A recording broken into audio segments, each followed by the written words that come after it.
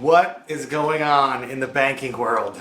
Today, I want to take a look at what just happened with Silicon Valley Bank. So the second largest bank failure in U.S. history, sort of Signature Bank, sort of in the same conversation, the third largest bank failure in U.S. banking history. So a big event here over the last handful of days. Just want to take a look at it, talk about maybe some basic investing principles and how it led to this downfall, or the breakdown of those principles. And then also just want to really develop a framework for how concerned about this should we be. So let's take a look at it.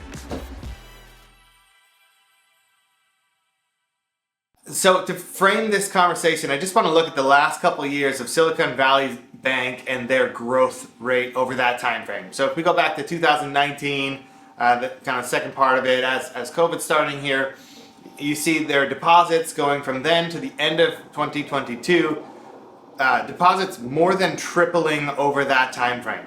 So very high growth rate, especially for a bank in general, but you're seeing a lot of growth in a condensed time frame. So that's an important piece to this whole equation that I want to talk about. During that time frame, they're receiving all these deposits from many different people, whether it's venture capitalists or individuals or whatever it may be. They're receiving these deposits. Banks can take those deposits and they can make loans, or they can take those deposits and they can buy securities with them.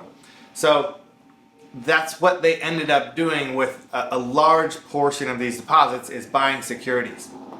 Now, it's not such a bad thing by itself, but if you look at where rates were during this high growth time frame, rates were, effectively synthetically low because of the Fed and keeping rates at roughly zero.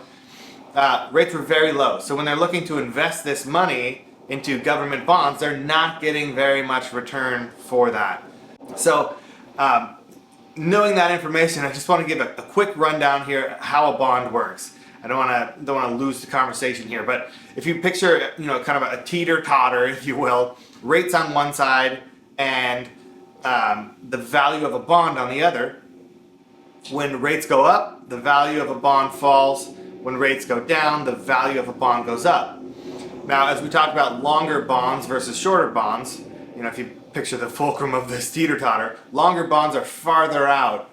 And so when rates go up, they fall more than bonds that are closer to the middle, or shorter duration bonds.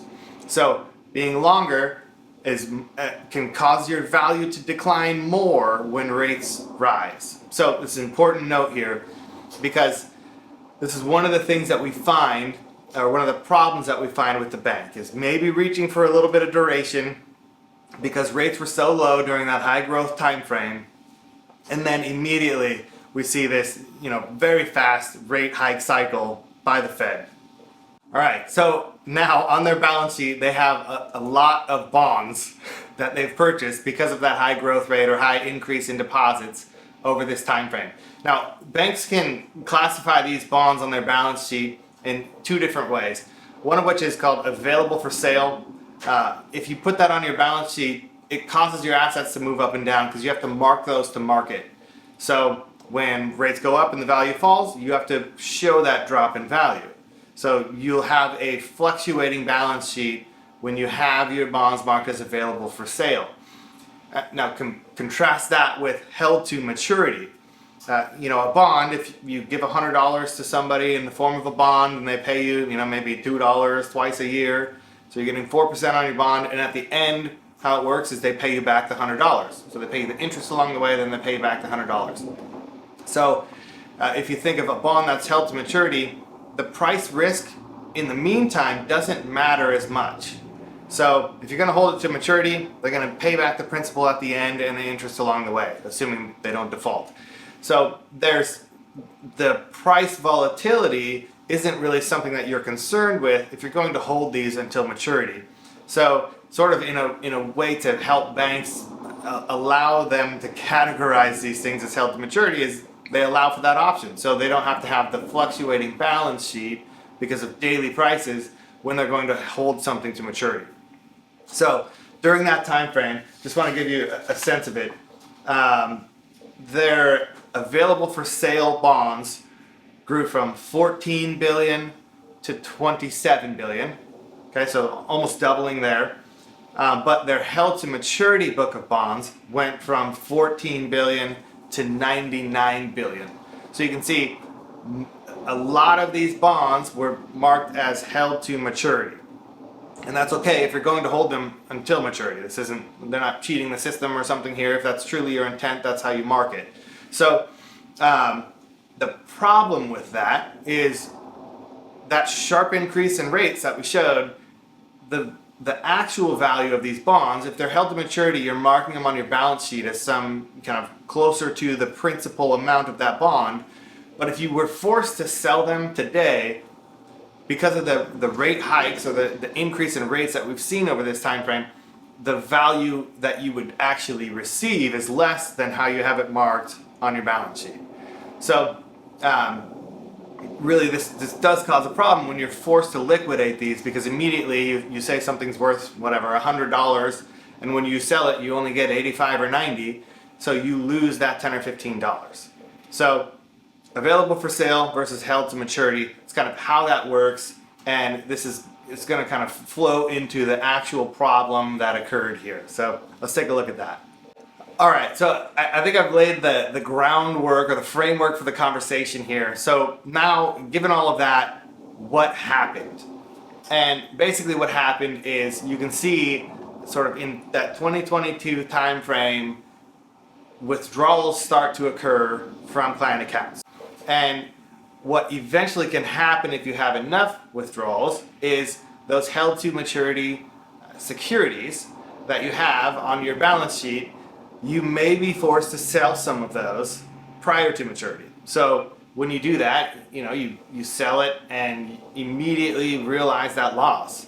And that's sort of what happened, is they had to raise a fair amount from those held to maturity securities and realize a loss. And then they tried to go do a capital raise for that loss amount. And this triggered concerns for the people that were depositors at the bank. They all wanted to withdraw their funds. Basically, when they all try to do it at the same time, it doesn't work. They'd have to sell all of these securities. And so that's when the government stepped in and said, hey, we're taking over the bank here. So the second largest bank failure in US history, largely because of super high growth rate during a short-term time frame, and then investing these securities in bonds at low rates right before a fast rate hike cycle by the Fed.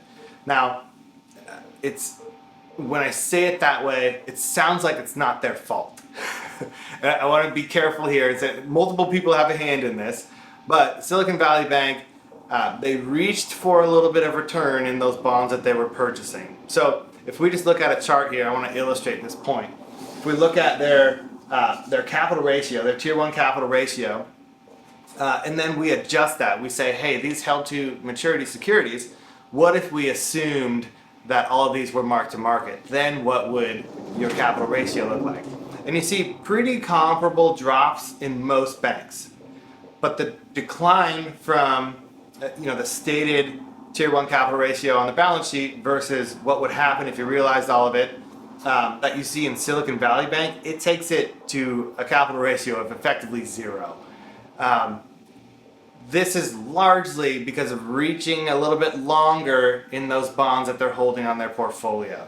So I want to read a quote here. This is from a JP Morgan Eye on the Market article. I'll put a link to it here, but it says, SIVB was in an investment duration world of its own as of the end of 2022, which is remarkable given its funding profile and elevated share of uninsured depositors. So basically they're saying, hey, they leaned into these bonds, took a little bit of risk in the security side, potentially also on the loan side of the portfolio, and this bank just had a little bit more risk exposure than what you'd find at most kind of traditional banks that have been around for a long time and haven't had that high growth rate and aren't frankly based out of the Silicon Valley, where there's a lot of tech startups and things like that going on.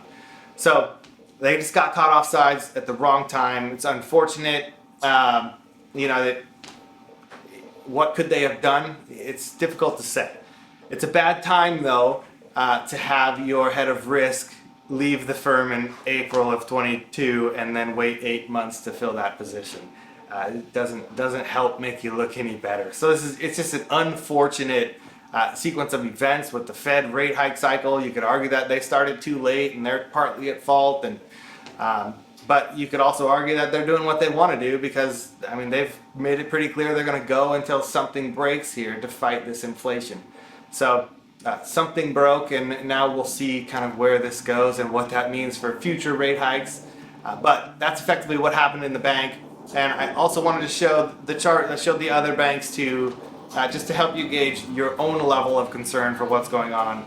Silicon Valley Bank was in a different position than most of the banks that normal people use. So hope that helps add some clarity. If you have any concerns about your portfolio or what's going on, feel free to reach out. We're here for you.